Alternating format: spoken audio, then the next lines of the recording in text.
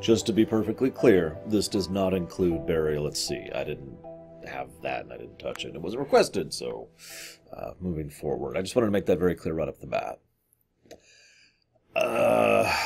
So I've talked for years about how I'm not really a fan of the Bioshock series. Not really. Like, I can recognize the quality of the games, but I can't really get into them or enjoy them myself. Infinite's a good example of that. This is a very well done game, very well polished, lots of excellent voice acting, animation. It's basically what the Shock series in general, System Shock 2 or Bioshock, whatever, would be if made in a more modern era with more polished time, effort, money, funding, etc. So it's a really good game. It's just not my thing. There's a reason I came up with that phrase, coffee. I do want to share the build I was using, which is basically max out salt first thing. Just focus on that. And possession and murder of crows. A little bit of the devil's thing, just your filler. And that was pretty much how I played through the entire game. Didn't have any issues, but then again, I was playing on easy, so that's on me. I do want to say one thing, though. Obviously, as weird as this may sound, I don't have much to say about the overall gameplay, because it's a Shock game. It's got good level design. It's got good flow and movement. Actually, let me pause for a second. The one thing this game does much better than the previous Shock games is the movement. There is a wonderful fluidity to moving around, and I think a lot of that's due to the aspect of things. Professional reviewer. And I love the idea of just kind of zooming around. It's kind of like something Metroid Prime 3 attempted and failed at. And later on, we would see a further examination of this very same concept with Spider-Man on the PS4. But either way, it still works very well, and it allows, because of the run speed, because of the nature and, again, flow of the level design, except when the game wants you to pause, it never feels like it's really pausing. I'm saying that wrong. There's no jerkiness to the pace of the gameplay. There's no point at which I was just like, ugh. Instead, it all flows very seamlessly and fluidly. I keep using the word fluid. Back and forth between high tension and low tension areas. I also want to say that the game's extended status as a lengthy escort quest works very well for the same reason that other games have managed this. God of War 4 comes to mind immediately. The person you're escorting is actually really, really useful in combat as well as out of combat. And there's a semi-regular dialogue going as you're going through it. In fact, that's one of the things I noticed much later. When was that? Way after when the plot finally kind of gets into the big moment when you go rescue her. And all of a sudden there's just no dialogue. Because you have no one to talk to all of a sudden. And there's no NPCs roaming around, so most of what you get is just the audio blurbs, like a typical Shock game. But the variance, the shift in gear for that section is very noticeable. And I don't know, I think it felt like a very good breather section from a gameplay perspective as well. I also want to say the very idea of using the tears as a gameplay mechanic is brilliant and really horrifying if you think about that. I heard someone, I didn't actually find a reference to this, but I heard that someone actually sat down and figured out, okay, so how many different realities do we see throughout the course of the game, given the various hoppings, both in gameplay and well as story? It was quite a large number by memory, but again, I couldn't find it, so I'm an idiot. I also have to say, there's several large sections. This is just the last thing I'll say about gameplay, and then I'll move on to the story. There's several large sections where you're like, and the camera's like, there's a lot of good visual and audio direction to make it feel like you are brusquely being dragged to your new destination, which is good because it helps disguise the fact that those are load triggers. Nice little stuff all around. So, story.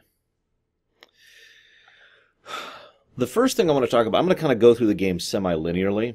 I mean, it's a linear game. What do you want from me? But what I mean by that is Columbia serves as a nice inverse to Rapture. Ignoring the obvious comparison of underwater to in the sky, there's also the fact that Columbia is filled with people and lively and happy, and there's people going around, and there's a fair, there's a parade going on. I gotta say, when I first saw this, because I saw this game long before I played it, thanks to speedrunning, when I first saw this, my first reaction was, I mean, there's no NPCs in Shock games, not really. I mean, seriously, think about that for a moment. The overall approach and format of a shock game is you're alone, you have audio logs, and occasionally you'll have one, two, maybe three other people to talk to, at best. Either like on the comm or like through left messages or whatever. This game went full out by actually having a full fleshed out like background, a world, and it also, this is probably the most important way, it's inverse to Columbia. Or excuse me, it's like Columbia is inverse to Rapture. Rapture, we get there when all hell has already broken out, and it's already gone to hell, right? And this is also a typical pattern for the Shock series. Again, to go back to System Shock 2, when you wake up, things have become bad. And granted, the wave of bad is like right ahead of you, but that also means at all points in time, you are right behind the wave. So you only ever arrive at a place once the bad stuff has already happened, right? Here, we get here and we have several, I think it was like half an hour of solid gameplay. And I was admittedly in a rush, but half an hour of just, okay, take it in the sights. And the funny thing is, it's a slow boil, but it's not boring. I've always been a fan of slow build-up kind of a gameplay design and story design, so I was with it in general, but at no point in time did I think, oh, come on, let's get on with it. Instead, I was just like, oh, I wonder what this is. I wonder what this is. And, of course, Possession, one of my main things I ended up using long-term, is like the first friggin' thing we get, so that makes sense. So we're walking around, and there's one thing I wrote down here that I have to actually mention. They have cigarettes specially for children. Just that, by itself, is almost all I need to say about Columbia. But no, the slow build, the slow establishing, it has a nice feel to it, of course, but my favorite part is the whole thing is a very classic approach to horror. It's when you have something that is bright and happy and peaceful, something that is to put someone at ease, and then you change one little variable, and you don't change the rest. Nothing else changes. And as a consequence of this one variable being altered, now everything is horrifying. In other words, different context leads to the exact same thing being presented in the exact same way, suddenly being terrifying, right? This is what they do here, because it's like, hey, you won the raffle, congratulations. You're our lucky winner. You get to attack a mixed racial couple. And of course, the point of that is obvious, both to the player and to the character. It's the, I'm sorry, what moment. No, I didn't throw the ball. Of course I didn't. In fact, to my knowledge, most people don't. But that's okay, because your choices don't matter in this game, with the exception of one. Now, that's actually one of the biggest themes of the game as a whole, and one of the reasons I don't like it. No matter what you do, it doesn't matter. I don't just mean obviously in gameplay, although they do hammer that a lot. They just constantly hit that point, that no matter what you choose, it doesn't change anything. There are many, many fake choices throughout the course of the game. It's almost like a Telltale game. And, I'm sorry, that's mean. But you know what I mean. Probably my favorite actual little thing. So I didn't actually mention, there's the twins. The twins show up periodically, of course, since they're arguably the main crux of the story. I find myself wondering if, due to their nature, they will continue after the end of the game. Because otherwise they wouldn't, because they never were. But, regardless of that, they show up constantly, and knowing the story as I did walking into this, it's really funny listening to their dialogue. This is definitely a game that's designed to be played at least twice. There's a lot of Babylon 5 effect going on here. And obviously I'm going to be spoiling the hell out of this because this is Rumination, so this is your official spoiler warning. But I love that little tidbit of how many times he's picked heads, which means they've been running through this loop, or these patterns, about 122 times, I believe is the number, something like that. Yeah, that's not horrifying at all. They start to characterize Elizabeth before we even see her, which is good, because they need to. The game spends an inordinate amount of effort in terms of voice direction, in terms of visual presentation, in terms of narrative presentation, in terms of gameplay presentation, in terms of animation, in order to try and make the player sympathize with her as much as possible. I will freely admit that a whole lot of Papa Bear instincts started going off of, like, stay away from my daughter, kind of a thing. throughout a fairly large chunk of the game, especially since, again, the game starts off with her being naive and innocent and happy and bubbly and blah, blah, blah. And then, of course, so they start to characterize her, and then we actually meet her. She's innocent, she's kind, she's arguably the main character of the game. I find myself wondering if she survives the events of the game, but, because, well, I'll get to that. But it also immediately establishes Songbird, who is established as to be just absolutely terrifying. Now, I will admit, I am a little disappointed we never got to actually fight Songbird. I get why. From a narrative and gameplay perspective, the only way we could ever stand up to something like that is if we had something similar backing us up. If we got into a giant mecha suit, or we got like a cannon or a tank or something in order to help us fight it, because that thing is just beyond us. And I can understand that. But one of the things I find amusing is that the first time we encounter him, one of the first things we find out is that he has a weakness to pressure. Pushes us under the water, looks at us, eye cracks, leaves. Even seeing that the first time when I was watching a speedrun of it, I was just like, huh. Well, now we know how to escape the thing. And of course, from video game logic, that's what I assumed the game was doing, trying to establish that anytime the song... I assumed the Songbird would be like a would be a recurring enemy we'd encounter multiple times, and we'd have to, like, oh god, run, get to this area, jump in the water to evade kind of a thing. Instead, it was just foreshadowing. Go figure. Anyways, so, we have a breather section. Now, this is important because we started off, here's Disneyland, because that was my first thought. It reminded me so much of Disneyland. In a bad way, admittedly, but there it is. Funnily enough, this section of Disneyland it reminded me of doesn't exist anymore. I forget what it was called. It's tuned down now. Anyways, so it was like Downtown USA or something like that. So we go through it and it's like, hey, and then violence and death, blood, and it is actually surprisingly gory. Although apparently System Shock 3 is going that same route, so I suppose that's not super surprising. Pity. I always felt the Shock series was more interesting when it was not gory because, well, the kind of horror that the Shock series tends to present is much more horrifying than a bunch of blood and guts, in my opinion. But moving along. Okay, we got away, and there's Elizabeth. Okay, we found her. We need to get her. Songbird. Beach. People laughing and singing. Dancing. I love the pacing of this game. I really do. As much as I don't care for the overall, there is some very well-crafted pacing. You could tell that people spent a lot of time on the whiteboards on this one. So we have the breather episode, NPCs are back, and then we end up getting trapped. They actually foreshadow that perfectly. Annabelle, yeah, I caught that. And it's like, oh, hey, oh, yeah, excuse me, sir, just a second. Stab right through the hand. I'm amazed we could use that hand after that. There's a lot of stuff to cut in there. And then we're back to violence, and we kill a bunch of people, and this time we kill a bunch of people right in front of her. Now, we've been doing that, and we're the player, and we don't care. I like how the game takes a moment to pause and have her react to this and be like, what? Which makes a lot of sense. Most normal people would react pretty badly to seeing that kind of violence in front of them. They'd probably throw up on the spot. Someone as innocent and sheltered as Elizabeth? Or should I say Anna? Phew. Yeah. So, this then leads to what I'm going to go ahead and kind of roughly refer to as Act 2. This is when we deal with the Civil War.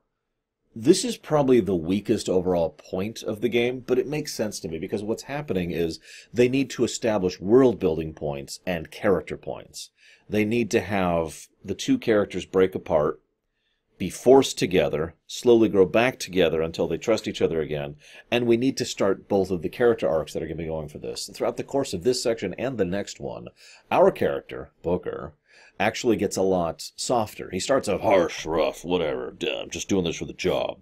By the end of it, he is far more interested in being kind and interesting and polite and cares about her and getting her out more than, whatever the job was. She goes through basically the exact opposite route of starting off, and ending up, this is how it goes. Now, it's a fairly typical X attack, cross / whatever narrative character arc for two characters to go through. What I like is, first of all, there's nothing wrong with a cliche as long as you do it well. But second of all, I like how both of them help each other through it. That's probably the biggest point for me. It's not just the fact that they are both going through something that they can then, try to deal with. It's that they help the other in very small ways constantly to get through the arc the other's going through. By sheer virtue of the fact that they're going through their arcs together, both of them survive their ascent and descent respectively, and arguably become better people for it. Now, with the Civil War section, I mentioned the Wedge, the Founders versus the Vox Populi. I actually don't have a lot to say about that because, narratively speaking, the Civil War section is irrelevant, which is part of the point. No, its real purpose there is to show you a story and then to show you how the story could be different. That's the point, because this is when the reality tear thing really starts to come into play, and this is when they really start to showcase her powers, and the tears, they become a gameplay mechanic, of course, as I referenced earlier, but they also kind of show the alternate probabilities thing, which is, at its core, the point of Bioshock Infinite. So, we see exactly what happens in one reality, where we end up taking up the flag and the cause and saying, yes, I will do whatever it takes! I will do anything possible to make this happen, and died in the process. We also find out, and of course the game hammers this point very heavily, that Fitzroy, as well as Comstock are both just as bad as each other in their own different ways. As an aside, one of the interesting points about Bioshock, and I believe I mentioned this in my rumination of it, was many years ago at this point, like 5-6 years ago at this point, I believe I mentioned this, was that it was trying to... Some people misinterpret it as being anti-capitalism or anti-communism or whatever. But the actual point of Bioshock, as has been emphasized many times, including in interviews, was that it was anti-extremism. That any philosophy taken to a logical extreme is awful. And that's kind of what we see here, but at a surface level. This game in many ways is built for people who have played Bioshock. And I say that firmly. I don't actually know if that's 100% true, but I say that with 99% certainty, because this game plays on the expectations of someone who has played Bioshock. It establishes and develops many things in a pattern that would follow Bioshock's pattern and uses that to deceive the player and to kind of twist things on them and to go in a different direction. It still has its Shodan moment, don't mistake me. But the Shodan moment in this game is arguably about 10 seconds before the game ends. Anyways. So, rips, tears, Doom reference. I'm looking at my notes here. We, after dealing with the Civil War section, after moving forward with that, the bird interrupts again. And this is when we see the beginning of something that's actually hinted at many times. There's an inordinate amount of foreshadowing in this game. But something that's hinted at many times. Time distortions, in addition to dimensional distortions. So we have temporal as well as dimensional. So that's fun. And he gets shoved forward into a bad future, and we have a really dark section where we go and find out exactly what happened to Elizabeth. Now, this is a very carefully crafted section. They have already tried to make Elizabeth someone that you care about as the player, the actual person sitting at the computer or TV or whatever. This is on consoles, right? I think it is. But this section is designed to really, really make sure that you care about her. All of it showcases in a very deeply personal way the kind of torture and brainwashing and nightmares that she suffered through for years, until finally she accepted her role, and then at the end, towards the twilight of her life, pulled us forward so that we could behold the future that Comstock has wrought. The great and advanced technology of the alternate time-displaced dimensional alterations of Columbia devastating the world below. And then she gives us a note and sends us back. She doesn't send us all the way back, unfortunately. We never, if I'm not mistaken, we never find out exactly how long there's a gap between when we're shoved out and when we shoved back. But at least we get back in time to save Elizabeth. By which point in time, I imagine most players are willing to literally rip their TVs in half if it will save Elizabeth. Because, oh my God, that we literally walk in on her being actively tortured. Yeah. So, The plot, of course, at this point is firmly... The Columbia is at this point effectively revealed to be nothing more than a charade. This is all about the dimensional hopping thing, right? Because that's the main thrust of the plot, right? I mean, it has to be. What else could it possibly be? Well, we have the big rescue. It's a great section. And I'm looking at my notes here. I just want to make sure I don't skip over anything because the section here is very powerful. We go after Comstock next. I was right. We go after Comstock next. Now, one of the interesting things about Comstock, this is never stated outright, but the game makes it very clear, especially in the various audio dialogues and things that happen throughout the course of the game, is that Comstock totally misunderstood what a baptism actually means. Now, I don't want to get into theology or anything here, but the thematic point of a baptism is you are trying to wash away your sins because what you did was wrong and you want to do better, the concept of redemption. Okay? I mean, it's most base level, right? But Comstock took the wrong lesson from that. I am now redeemed, therefore everything I did was right. The baptism has now altered me so that I am now good, which means all that I have done is good. And through this lens, everything he does suddenly makes sense. If you presume that twisted, distorted, warped, messed up, very realistic view on reality, then all of a sudden you see why Comstock does all of the things he does. Good God. This, of course, leads to Comstock reaching out to Miss...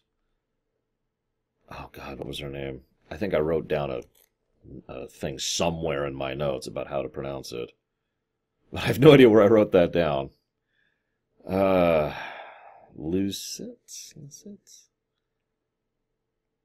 Oh, my God. I don't actually know her name. The woman in orange... Oh, here we go. Lutesses. Okay, so I was right. Okay, so Lutess. He reaches out to the Lutess woman and says, hey, so I'm going to go ahead and fund you this if you go ahead and make this work and blah, blah, blah, blah. And that leads into everything kind of starting. Now, it's important to break this down because for something like this, which is both temporal and dimensional crossing, we need to establish a start point. It is worth noting that this game very firmly is not what I usually refer to as Type 1 time travel. This is actually an excellent example of Type 3 time travel, multiple dimensions. But... well, that's actually a lie, and I shouldn't actually say that. What I mean by that is, this is actually an example of a weird crossover of Type 3 and Type 2. Because what is posited by the game is the possibility of altering time, but in a way that doesn't just craft another timeline. See, in a true Type 3 scenario, if we were to, for example, never be born, just to name something at random, then Comstock would not be retroactively removed from all of the timelines. Instead, there'd just be a new timeline in which that is now made true. Thus, we see kind of a blender of Type 2 and Type 3. I'm sorry, I just realized I'm using my terminology. Type 3 is multiple timelines. Type 2 is malleable timeline. Very brief summary. So, we kill Comstock. He saw it coming. Of course he did. And, we have this wonderful section with the songbird, Cage, by the way. That's a nice little touch, C-A-G-E. There's this wonderful bit where we actually do manage to destroy the tower, and the siphon is removed from her. I like the idea that her power had become so vast they needed an entire facility to keep her under tabs. That's just impressive. And then she warps us down into Rapture. Now... this is kind of messed. Obviously, you know, this is how Songbird finally dies, as it should. But this is very messed up, because this is basically positing the very simple idea that this is, for lack of a better way to put it, that this exists within the same setting as Bioshock. Bioshock is simply another branch, another possibility, which... it's possible by the end of this game may have never happened, depending on how you interpret that. I'm still building up to that point. So we go through Rapture, and we see the lighthouse, the man, and the city. And I want to say something really quick, if I might. Because, in my opinion, this goes into a theory that I actually have in real life. I don't have a term for it. It's just a theory of patterns. the concept is that if you are to look at all of life as a massive series of ludicrously complicated mathematical equations, there's always constants. There's always patterns to the way things happen. Now, there's a lot of evidence that this is true, but it's not like concrete evidence, because how do you make evidence about the nature of reality, right? It's actually not possible to do such a thing. So, instead all we can do is speculate. But in such speculations, the idea is that there's constants that are then used as the base point of other perceptions. And in this case, the way this is being presented is the lighthouse, the man in the city, is one of those constants. Now, I know I'm saying this in a weird way. I don't mean constant as if there's the number 3, which is how it actually would be presented. I mean the capacity for something to be like a divided by would be a slightly better way to put this, or the nature of pi, for example.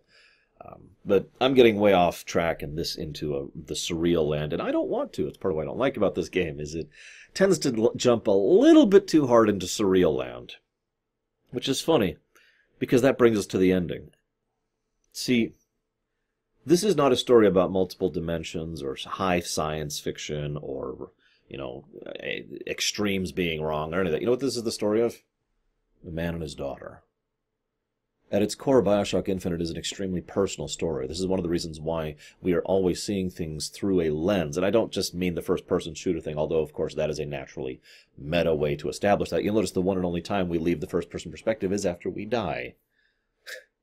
But this is a story that actually, to be slightly more accurate, this is dozens of stories, or at least a dozen stories that we slide in and out of, thanks both to the fact that we're moving through the events of the game, and moving through dimensions and times as we go, where we're only seeing a little bit of it. We're peeking into the window kind of a thing, or peeking through the keyhole. It's, what's in that story? And you see a little bit, and, you see a person, and then another person, and then a thing, and that gives you an idea of what's going on. But for the most part, this is all about us and our daughter, and how much that changes everything for both of us. Now, the ending... I'm going to be really boring and think of this logically and literally. The ending is changed based on exactly when it happens in Booker's life. At what point in time did he go into that baptism? Because by going back to that baptism and cessating, effectively, that will ensure, Type 2 time travel, that there is no possibility of a Comstock, which was the first timeline. The original timeline is when Comstock did that. In so doing, he then... just became an idiot and insane, as I mentioned, with regards to his misunderstanding of baptism. He contracted the Lutece, not the Lutesses, because there's only one at the moment. She ended up using her technology and power in order to do things with quantum mechanics, which are it's just the quantum of the game. It's just Voyager all over again. And in so doing, opened up tears into other dimensions, at which point the boundary started to break down a bit. At this point, he decided to go and reach out to his daughter from before he was capable of doing this. I'm skipping over some specific details, but the point being, this sequence of events is important because then he reaches back into another existing dimension, the one we are actually playing from for the most of the game. And that ends up leading to Anna, Elizabeth, losing her pinky. That's also relevant because that's the core focus of all of her powers. She admittedly, the game kind of glosses over this, but the general gist of the idea is that because she herself was directly, physically, permanently altered in a way that she was cross-dimensional, she started having access to cross-dimensioning, and thus, over time, slowly became more and more capable and cognizant of opening up tears and moving through them and altering things and blah, blah, blah, blah, blah. And just generally learning control over that. Now, all of this is relevant because the moment at that baptism matters. If that was before... I'm trying to think how to phrase this properly. If that was before we had a daughter, let's put it that way, then what that means is all of the events of the game never happened. All of them. Because then what happens is, rather than, us ever getting in debt and having to sell off our daughter is simply left without us. If this is before our daughter was born, then Elizabeth probably ceases to exist because she was never born at the source point. However, as I mentioned earlier, it's possible the Lutesses were able to survive this incident regardless, purely because of the fact that they themselves are already cross-dimensional thanks to their own thing, which I'm not even going to cover right now. Basically, Comstock was like, hey, I got a good idea. I'm going to kill the brilliant scientists who put me in power, because I'm a genius. And that didn't go well, and instead made them metaphysical, I think is the simplest way to put that. So it's possible, thanks to that Pinky, and to her establishment and development with the nature of what she now wasn't, it's possible that Elizabeth would retain her existence even afterwards. Now, the reason that's kind of messy is because that means all the Elizabeths maintain themselves afterwards, which kind of goes contrary to the overall approach of the game. Now, all of this is all in the realm of theoretical because we don't know the exact moment of the baptism, but I'm going to go and just give my theory on the matter, because my theory on the matter is actually really, really simple. By reverting to zero, by the way, you notice the main character is willing to lay down his life to save his daughter. Nice touch. By reverting back into zero, forgive me for quoting Metal Gear Solid 4 here for a moment, I believe that what happened is we do, basically this massive chain of events that started from that original baptism collapses entirely. All of these events of the game and its backstory and all of the different dimensions that are crossed by the game and backstory never happened. They're all cessated, as in they never were. In contrast to this, what then happens is, back in the original timeline, the one that actually started this particular barrage, we, that is to say Booker, is dead, because he died in that water. And as a consequence, our daughter, Elizabeth, just grows up and has a normal life. And basically everything is wiped clean. Now, I don't just say that because I think I kind of prefer that particular ending, but I also say that because that kind of follows the thematic significance of baptism. She now gets to lead a new life because we have washed away our sins. Now, yes, I know about the stinger, and I'm not even going to talk about the stinger because I've got nothing to say about the stinger. It's a stinger. What do you want from me?